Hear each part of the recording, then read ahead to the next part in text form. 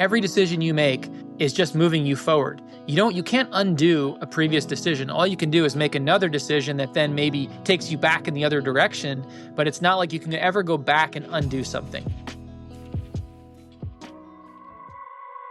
Hi there, I'm Marta Ruszczyńska, and I would like to welcome you to a new journey into the world of transformation. This isn't just another pep talk.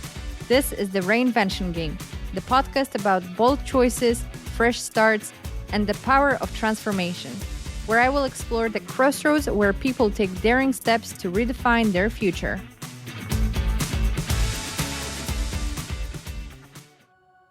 This is the last and closing episode of the Season 1 of the Reinvention Game podcast. And this time, we're doing things a little differently. Instead of focusing on one individual's personal story of reinvention, we delve into what we know about human performance and how it can be applied to our everyday lives. If you stick around till the end, the episode is filled with raw emotions. I am honored to introduce to you Dr. James Weinstein, or Jim, as we'll call him today. Jim is a distinguished leader and expert in human performance, having served more than 25 years in the United States Air Force, where he held roles that push the limits of leadership, strategy, and operational excellence. Jim is not only a decorated military leader, but also a lifelong student and teacher of human potential. With a PhD in human nutrition and extensive experience in performance science, leadership development, and transformational growth, he's a master at helping people thrive in high-pressure, resource-limited environments. In this conversation, we won't just be talking about his remarkable career. We'll also tap into his wisdom gleaned from decades of leading, learning, and teaching to uncover practical insights for anyone at a crossroads. Whether you're facing a personal reinvention, grappling with difficult life choices, or seeking the courage to let go of who you've been to become who you're meant to be, this episode is for you. Welcome, Jim. Thank you so much for joining me today. I know you have a busy schedule, so I really appreciate it that you could make it. No, Marta, I'm delighted to talk to you today. It's nice to be here. Awesome. Well, so I mentioned in the intro that you've had a great military career. However, you now work at Mississippi State University. So your focus at MSU is athlete, engineering, and human performance. And I would love to learn more about what that actually means. Yeah, so just to clarify, so I did retire from the military. My plan is to restart with athlete engineering in a couple months, but I'm actually taking a few months off here in between to sort of enjoy the end of one career and the beginning of the next. But I'm happy to talk about athlete engineering. So the team there at Mississippi State was born out of an engineering-minded focus on dealing with really complicated problems related to human performance and related to engineering. And so what started as a sort of a relationship between engineers and kinesiology and fashion design and nutrition and psychology turned into this institute that is directly looking at solving some really complicated problems related to human performance in a variety of different types of athletes. And the team there thinks about athletes in a couple different ways. You have your traditional athlete, your football player, your soccer player, your basketball player. In your professional athlete, that's the standard type of athlete. But there are others. So, I came from a world of tactical athletes, and so the requirements and demands on a military member, a firefighter, a police officer are quite different than, say, a football player in some ways, but they're also very similar in others. And then another type of athlete, the industrial athlete, which is not one that gets a lot of press, but there are many industrial jobs that require people to conduct repetitive motion, require strength, require endurance, require performance under austere conditions like welders working in southern Mississippi in a shipyard, for example, and things that we know about athletes in professional sports or in the tactical setting also apply there, such as hydration, such as proper nutrition, and those sorts of things. And then the last athlete type that we look at, is sort of the injured athlete and how when you're injured, what is it that we can do to help maximize performance and recovery so that when you're not injured and you're coming back to perform, that you haven't lost a lot of ground that you already gained. So the team goes after each of those specific types of athletes in a very targeted way. And that's what the mission and the Institute is all about. It's really interesting because you only focus so far on the physical side of being an athlete. However, I think to really perform on a like really high level, you also need a mental strength.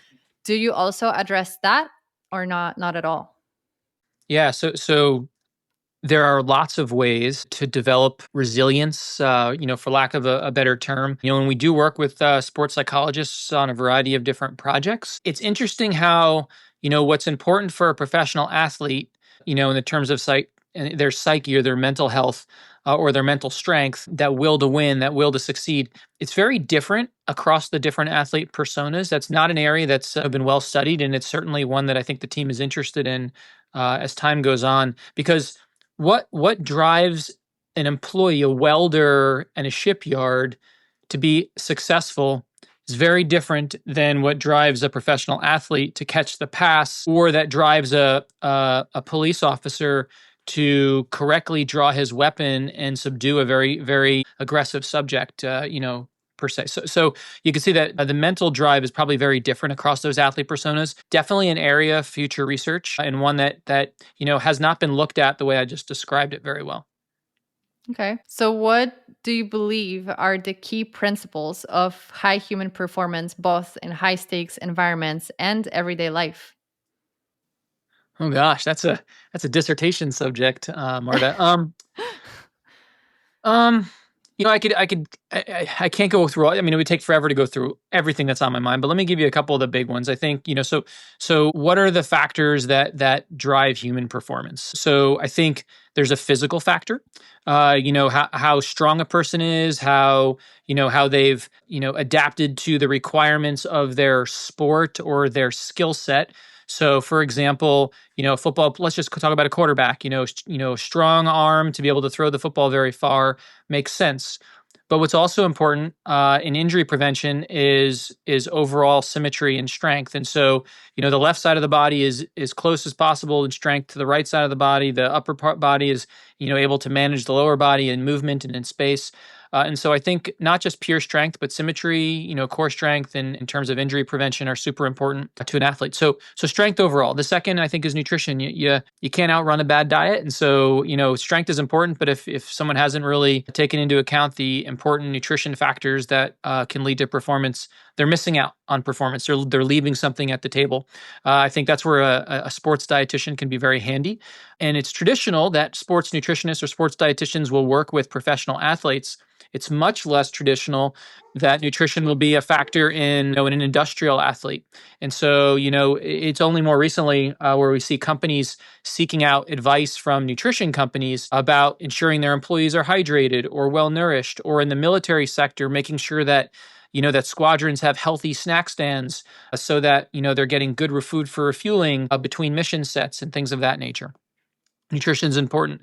I think mental health is important. You can have all the nutrition in the world, you can have all the physical fitness, but if your head isn't in the game, if you're struggling with with finding purpose or finding identity or even having mental resilience, then I think that you're not going to succeed. It's a pillar part of peak performance, I think. I mean, you can perform without wanting to. Some people, don't enjoy what they're doing, but if your head is in the game as well, you'll certainly have better performance. And then I think there's sort of an X factor maybe in there that that how a person deals with adversity or failure or a loss, and is able to come back from that, or an injury. Maybe we call that transformative resilience or something. Like how they how they sort of deal with adversity is totally separate from the other things that I just mentioned.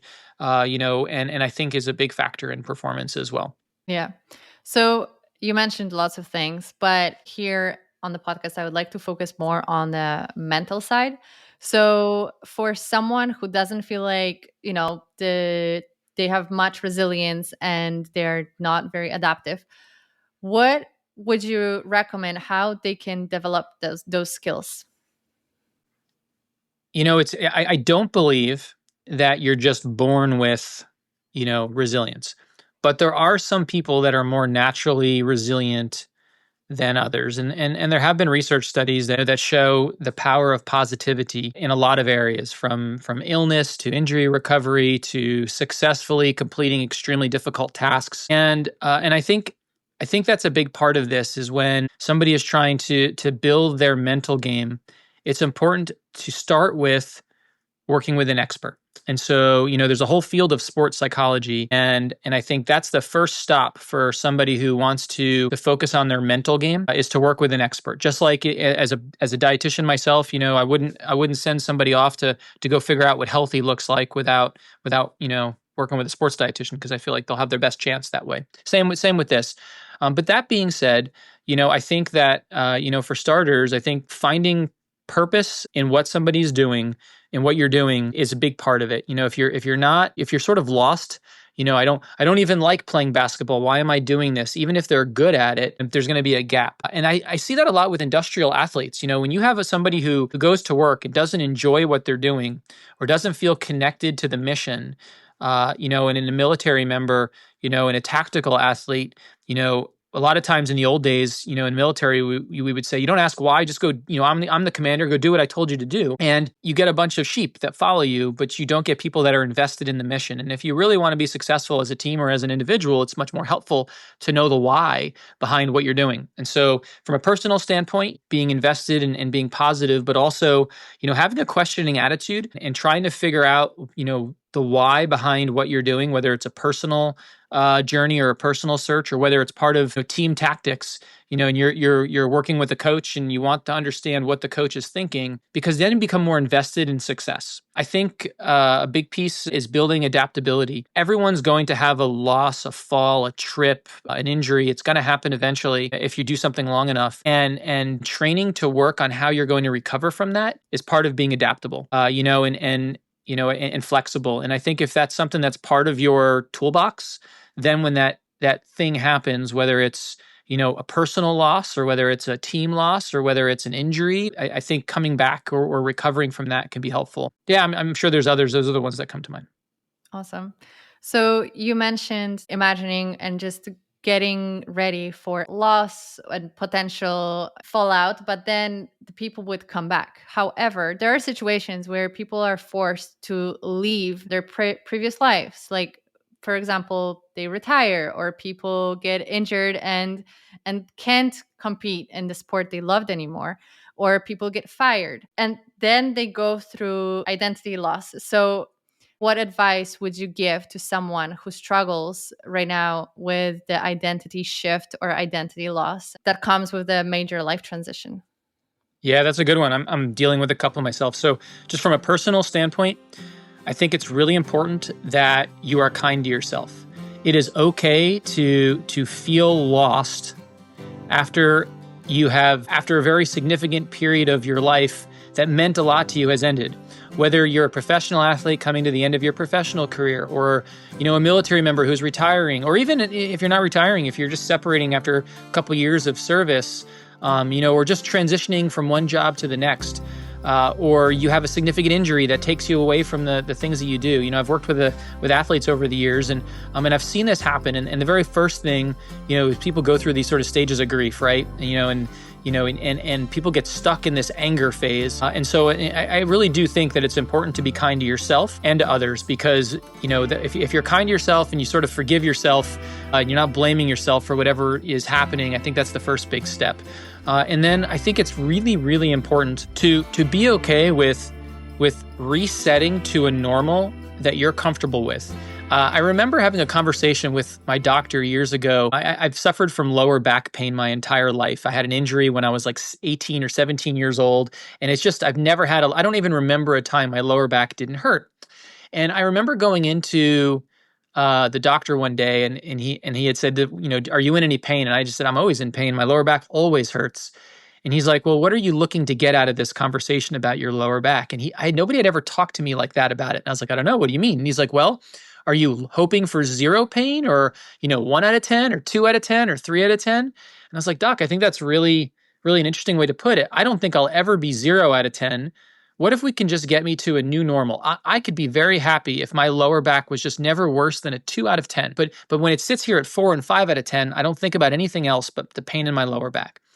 And so we sort of set this new normal, and it was a paradigm shift for me. And the same has happened to me in other areas of my life. And I think that, that willingness to sort of recognize that we're all getting older, and you can't cheat time. And, there's going to be a time when you're not going to be able to run as fast or throw as far. You're going to bring other skills to the table, like experience and knowledge, and and that is just as important as, or maybe sometimes more important than that old speed you used to have when you were younger. But it's a new normal that you have to be okay with. Otherwise, you're going to be prone to injury. I think another important thing, when you're talking about this is mindset. I mentioned earlier sort of the power of positivity. If you find yourself being stuck in a funk, it's hard to do anything. You don't want to go to the gym. You don't want to work out. You don't want to talk to people. It'll lead to depression very quickly if you're not already there. And it can happen to somebody retiring. It can and people feel lost. It's that midlife crisis of the 50-year-old man who goes out and buys a sports car and gets a divorce and goes on a singles cruise. Like I know it's I'm sort of making fun there, but it is a real thing that when people have these big changes in their life, they feel lost. And so being in the mindset that you're being kind to yourself, it's okay to feel lost. But always looking forward and trying to figure out, like, okay, what next? What's going to be my next challenge? What is going to be my next impactful thing that I do with my life? And journaling that, or at least writing it down, or at least spending time to think about it, can be super powerful. I recall a young athlete and friend of mine from many, many years ago who spent every morning, she would journal for about 15 minutes, repeating her goal. I am going to be the U.S. military triathlete, national champion. And she would write this down in her little book 10 times every day for years and years and years and years. I remember her coming and giving a talk to some fellow athletes of mine about that. It was extremely heartwarming and an eye-watering moment when I watched her win the national championships years later. And I just imagined that notebook being full of like this repeated reminder of what my goal was. When that is over, you can really feel lost. And so having to get a new notebook and write down a new goal or a new path is part of that healing process, or part of that, being successful process, I think. And how would you go about finding that new goal, new passion, and finding the why?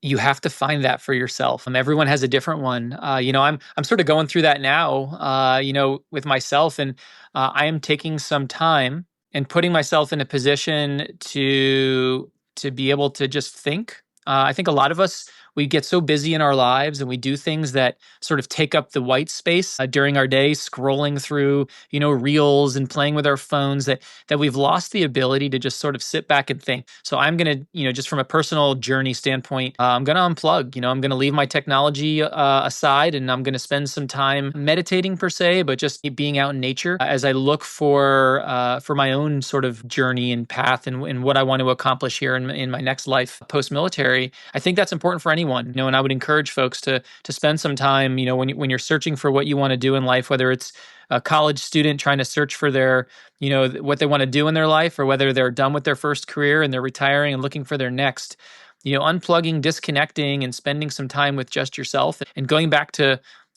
core values, like what's important to you, what do you really want to accomplish, what do you like to do, are you in a position to only do things that you want to do now, or do you still have to do things that you might not like to do just to make ends meet? Like I think those are things that are super important in making sure you end up being where you want to be, in whatever life or whatever part of your life you're in.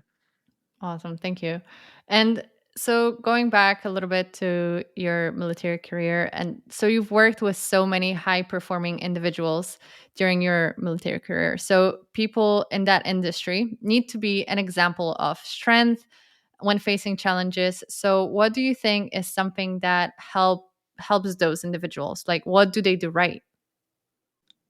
I feel like one of the key characteristics that really just drives home why I think military members that are successful, have successful careers in the military, and also are very highly sought after as employees after they're done in the military, is a core set of values that they learn and they live by, in their careers. And so, when you go to work, I have a relative who works at a computer company, and the company doesn't have a core set of values that they require of their employees. When I joined the military, the very first thing I learned, integrity, service before self, excellence in all we do. That's the core values in the Air Force, and the Army has core values, and the Navy has core values, the Marine Corps has core values. I think that's the very first thing that that really drives home what makes a military member unique and successful is this basic set of core values that they live by. But there's more. I think military members are extremely flexible and comfortable with being uncomfortable.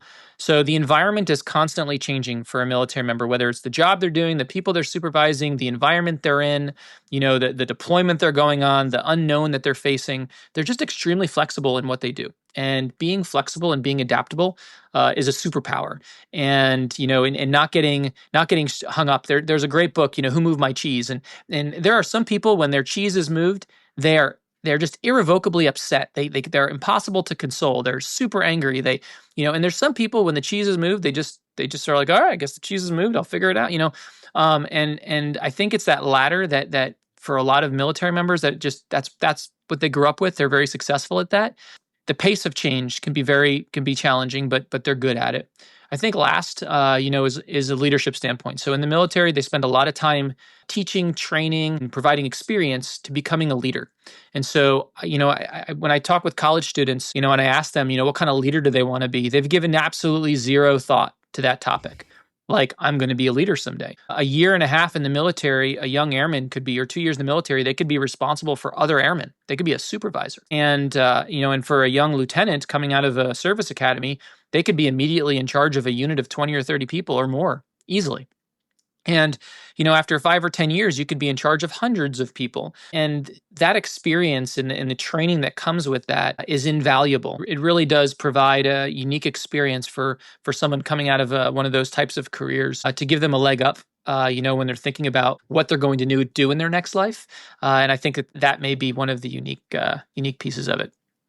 So I'm not sure if you've read Thomas Erickson's book, Surrounded by Idiots, but he discusses the 4 types of human behavior. Some scientists refer to them in colors, some as disc, and I'm pretty sure there are more names that exist.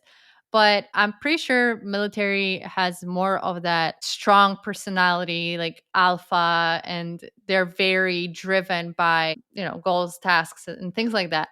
So would you say that their personality also plays a role in how they adapt and how they perform in high stress?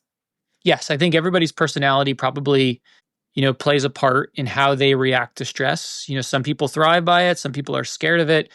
Some people sort of just let it happen to them. Some people get sort of beat down by it. So yeah, I think it's a, an important piece of it. I think perhaps recognizing what type of person you are, it can give you some insight into how you might react and whether that's the type of reaction you want to have. Okay. So I will take a spin on everything that you just said. You gave great tips on how to deal with challenges and how to build the why and things like that. But at the same time, how you said that we're all different. So would you say these tips are universal, or do you think we first need to identify our personality, our behavior? Because what I think is that we can have a good impact on one person with our advice, but we can harm someone else. So I think what I'm trying to get here is that how people should sift through all the information that they find on the internet or in the podcast like this one.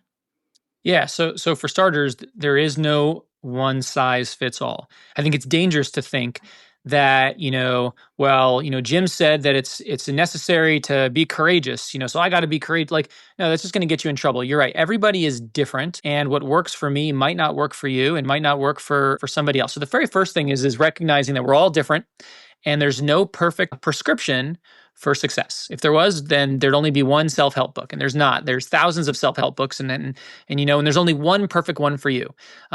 So yes, I completely get your point and agree in the sense that everybody's different, and so requires a very personalized approach. The second thing, I do think there's a lot of value in understanding personality differences. There's a lot of different types of personality tests, Myers-Briggs and the colors and all these others. I love them from a leader standpoint because it gives me insight into the people that work for me, or it gives me insight into my boss and the people that I work for. And from a color standpoint, you might work for a boss who's very blue or very very sort of kind and people focused, and or you might work for somebody who's all into the mission and lists and or somebody who requires evidence and so and so you can use their personalities to help them be successful and to help you be successful working with them. I think that's critical. And from an athlete standpoint, understanding your coach, or for a coach, understanding their athlete and their personality. And from a coaching standpoint, from a nutrition standpoint, when I'm coaching somebody, I do like to get into better understanding what type of personality they have. I don't think there's a right and a wrong personality test per se, but I would use a validated one. I'm not a fan of some of these Cosmopolitan magazine personality tests. I think they're silly, but I think if you use a validated test and really get at somebody's core understanding of being, it can be important. And then the third piece of this that I think is critical. This is going to be critical to success, critical to understanding, to recovery, all of these things, is having this sort of constant learning mentality. And so, for myself, like I've never felt like I'm an expert now, I can stop learning, because there's never an end to it. And so whether I'm talking about nutrition, and as a PhD with a board certification in sports nutrition, I can say I'm an expert in sports nutrition. It doesn't mean that I stop reading and stop learning about the science and evidence of sports nutrition, because we always are constantly learning new things, and it's evolving. The science is evolving as we learn new things. And so it's critical for me to keep learning. The same is true with leadership. The same is true with how we understand human behavior. And so I think it's really important for folks, both in sort of a self-searching personality point, or they're working with others, to constantly be striving to learn more about what it is that makes them tick and how they can be successful. And a reminder that you read a book and you're like, I don't agree with any of that crap, and you throw the book away. Don't feel dejected, because you learn as much from things that you don't agree with or you don't see yourself in as you do as ones that make sense to you. And so I think that it's important just to constantly be a lifelong learner. That alone will help people better navigate the very complicated world that we're in right now, whether it's personal self-growth, whether it's an athlete trying to be a professional, whether it's a leader trying to understand their people. I think that piece is just undeniably super important. It's so beautiful to see that you're such a curious person. I wonder, how did you develop that? Do you think your parents ingrained it in you, or like what happened? Not everybody is like that. So I think curiosity is a personality trait. Yeah, no, I agree, Marta. I think curiosity is a personality trait. I think it's definitely one that I have flexed at times and I have bottled at times. There's been times when my boss has told me to go do something and I want to ask why so bad, because it doesn't make sense to me. But I also know that this is like my boss's most important thing and this is how he wants it done. And so therefore I'll just do it that way and we'll see if it works or not. But there are other areas where I am ultra curious and I want to learn a lot. A good example is leadership. I love reading leadership books. But here's the thing. I don't read I can't stand reading traditional leadership books. There are a lot of people that write leadership books that were never leaders. There are a lot of people that write personality books that, frankly have no science or background in personality, understanding of the science of it. And so for me, I love to read and study moments in history where I can learn leadership and learn behaviors and learn how to better my own self from those experiences. A good example is reading. I enjoyed a book about explorers and some of the crazy things that happened in the turn of the century. The movement west in the United States of people moving to California, or the experience of a ship captain getting stuck in the ice, or the first diaries of our explorers going to the North Pole by balloon. And you could learn so much from some of these experiences that are, for me, way more interesting than, say, just reading about, the 4 types of leaders, for example. And then another example is biographies. I just devour biographies. I find them really interesting, not because reading about other people helps me better understand myself, but I just really enjoy reading about other people and how they navigated challenging decisions or opportunities in their own life, as it fills my own toolbox for when those things happen to me. yeah, so this is my approach. Like I want to talk to people to learn that, but rather than reading, I like to do it face to face. What are your 2 favorite books that you've read then that help sort of connect you with the person you want to be, or have challenged your thoughts about leadership? Or So I just finished the book Becoming by Michelle Obama. sure. And one of the things that absolutely I felt so blown away, because she was, I believe, 40. One daughter was 7 and one daughter was 3. And she mentioned that she was sitting at the parking lot and they were like eating fast food. And she felt like, okay, I'm doing it. I'm making it. And like she felt good with herself. And she was 40 when she felt that, when she had that feeling of like, okay, I'm making it. And here I am, like 29, and thinking that like, oh my God, what am I doing with life? Like, I'm not making it. And it's kind of like, it's a reminder for me that like, okay, I have time. It's not gonna happen overnight.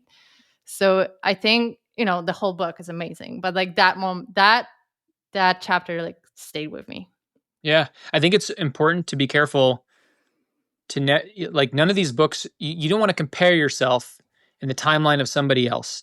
I mean, the rulers of the turn of our millennium, by the time they were in their 20s, Alexander the Great, ruled over more of the world before he was out of his 20s than anyone. Genghis Khan accomplished more before the age of 30, than most of us will accomplish in a lifetime, right? It's not fair to compare, yourself to Michelle Obama, but you certainly can learn a lot from that experience about like, how she felt like she was there. I agree. For me, I have two of my favorite books. The first I sort of mentioned earlier, Endurance. It's about Ernest Shackleton's voyage to the Arctic, to Antarctica. And it's unsuccessful for a variety of reasons. And there's probably a lot of leadership lessons one can learn from why his trip was unsuccessful.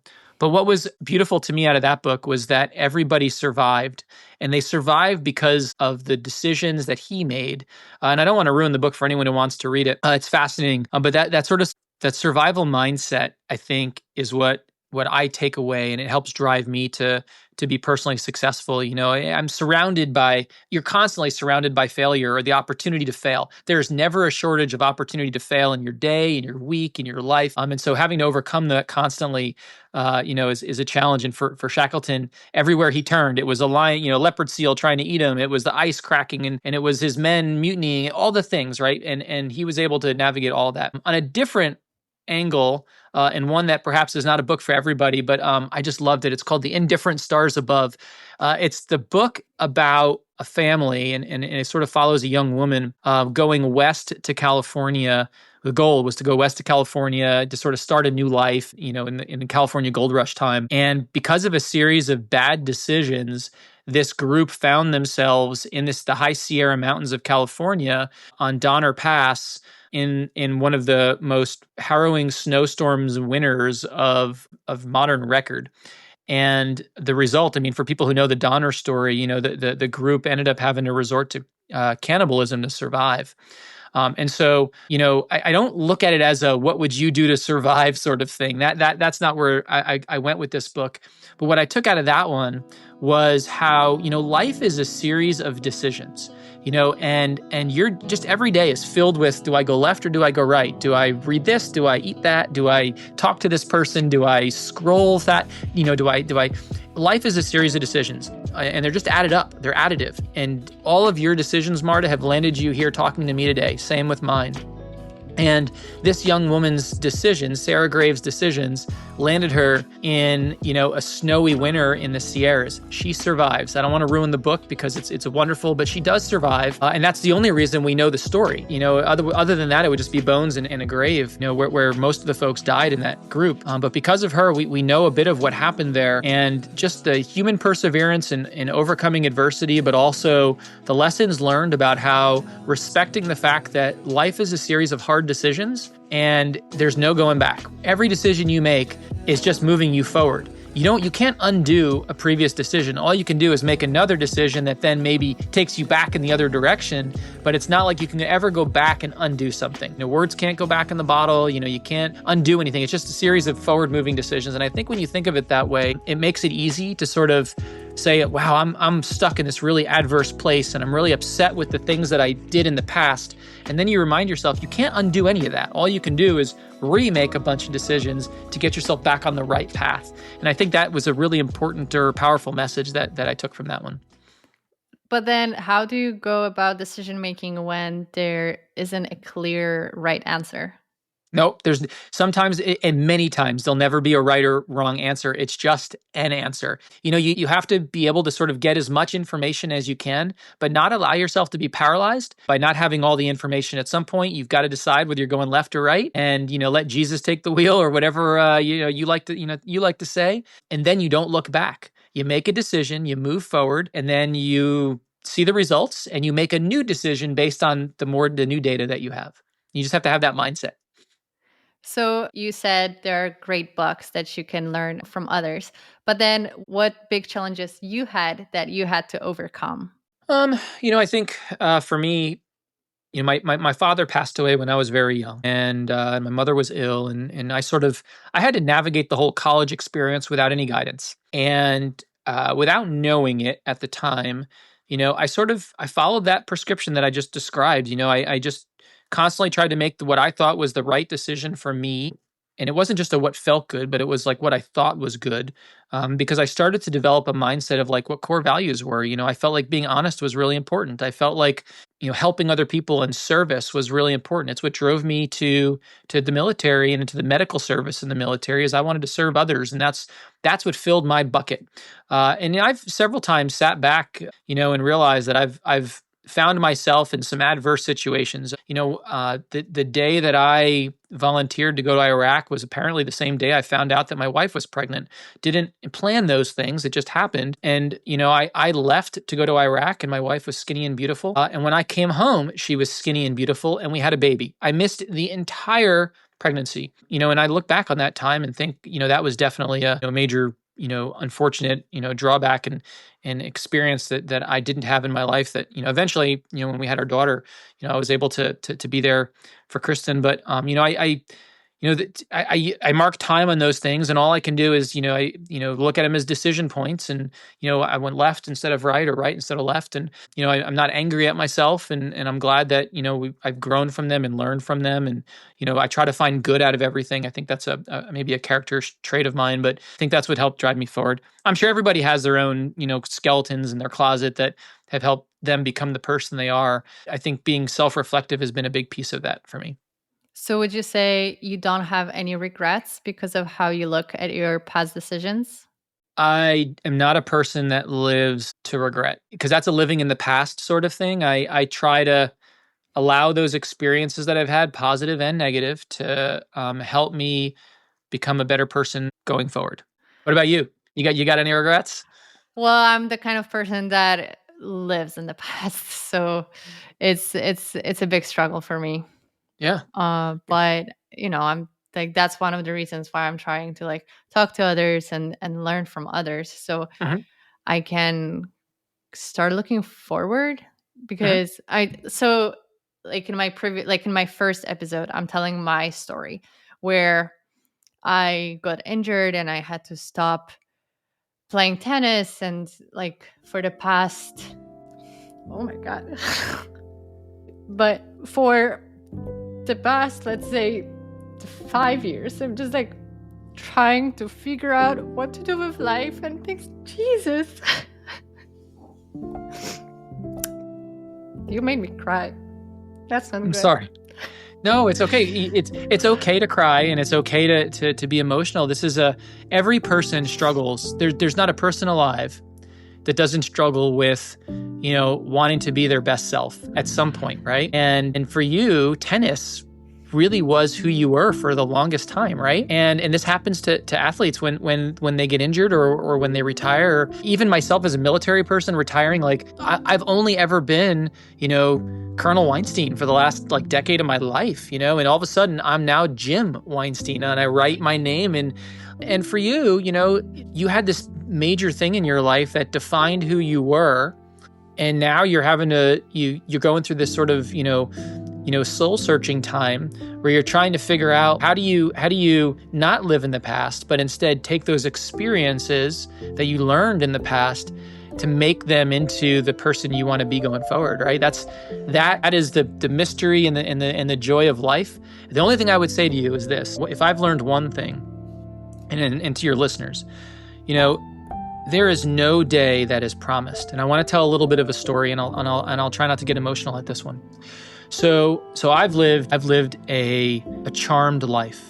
I have made a series of life decisions that have left me financially stable. I have a beautiful wife. I have a wonderful family. Sometimes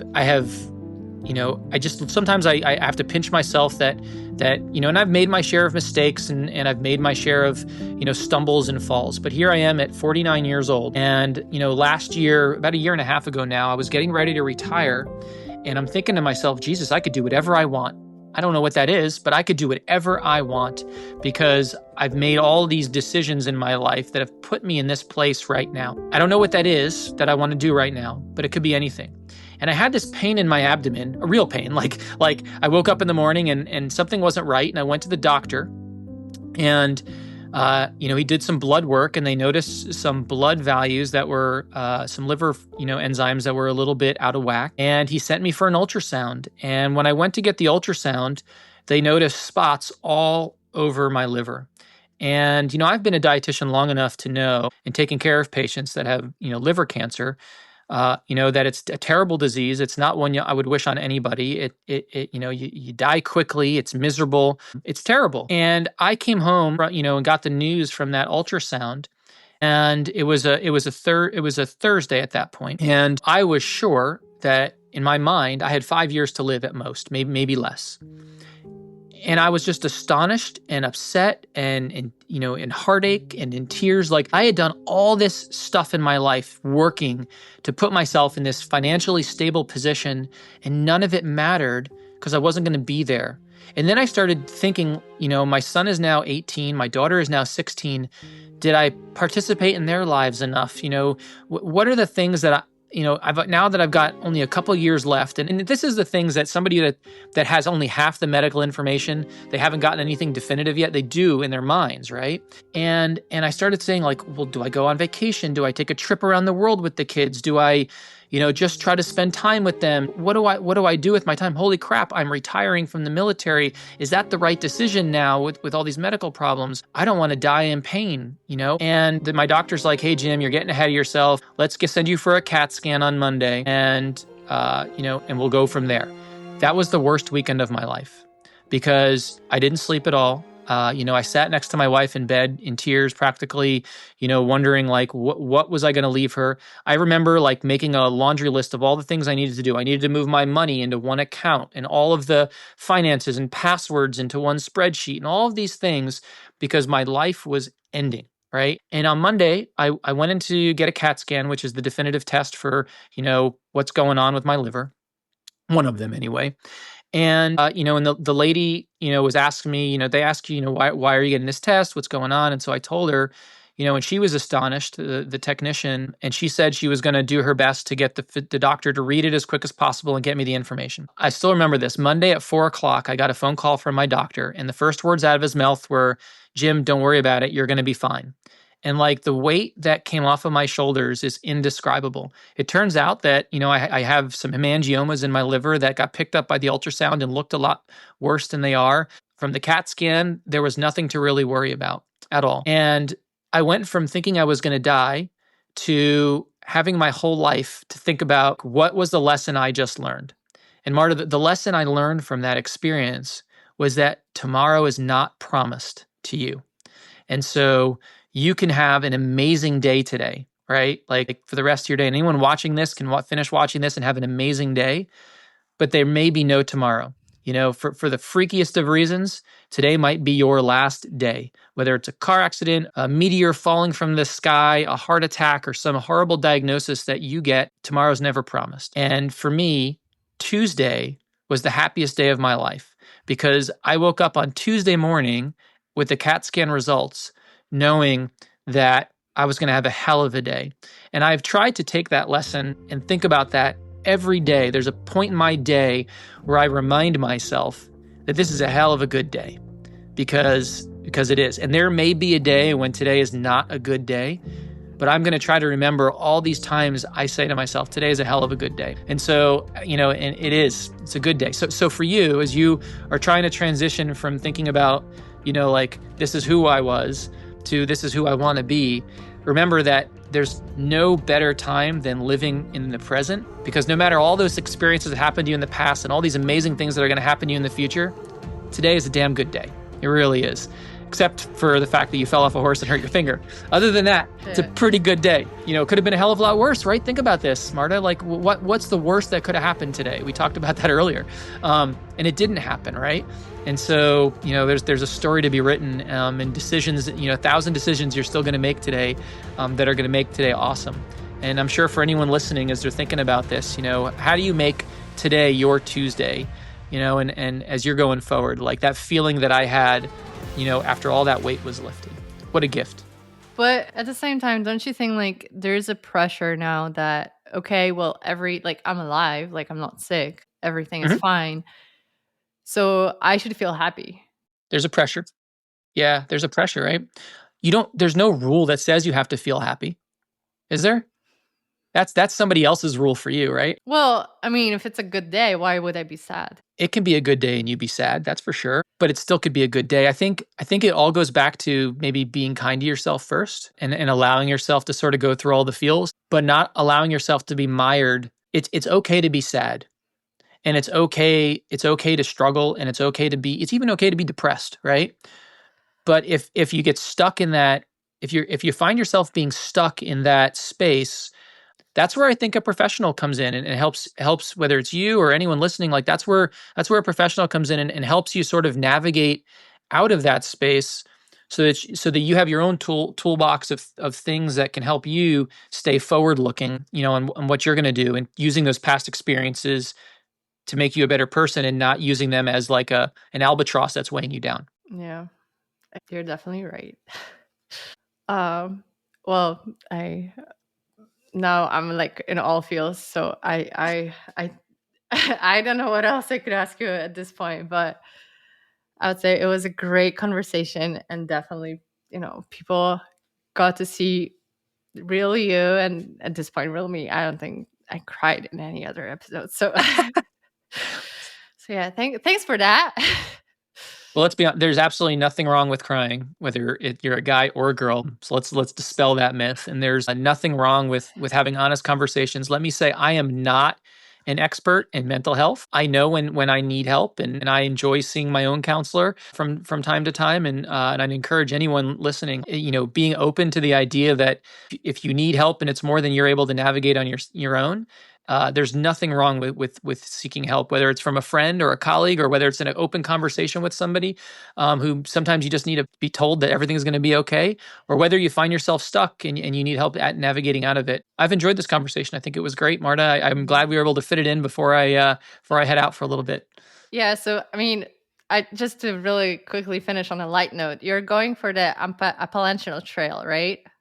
Yeah. So I'm going to do my own soul searching. And so I'm going to take a few months off from work, and I'm going hiking. I'm going to hike as far and fast as I can up the east coast of America on a trail called the Appalachian Trail. It's about 2,200 miles long. And, I may make it a week. I may make it a month. I may make it the whole thing. I think for me, I just need some time to sort of, process, like you talked about, process the past and be ready for what's next.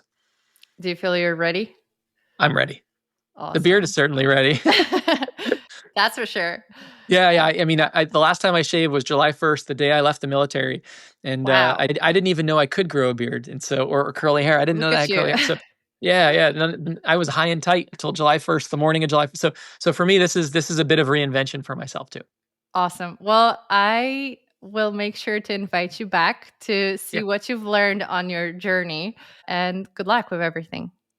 Yeah, thank you very much, Marta. It's been a joy talking with you. Awesome. Thank you. Thanks for tuning in to the Reinvention Game.